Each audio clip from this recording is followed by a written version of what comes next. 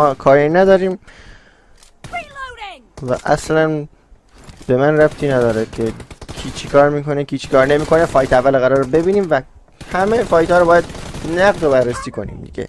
تو فایت اول میرو اینجا خیلی بد کار کرد، خیلی میس داد. اینجا سوکلوز کارشو تموم کرد. یکی چه زدوان سوکلوزه. میره کلوز. این گان چنج کردن چی بود؟ جی فایت دومو خیلی خوب جمع کرد. یه دونه دمیج هم نخورد. میرو انگار دمیج بود سوکلوز. 1 9 دقیقه از وقت بازی مونده.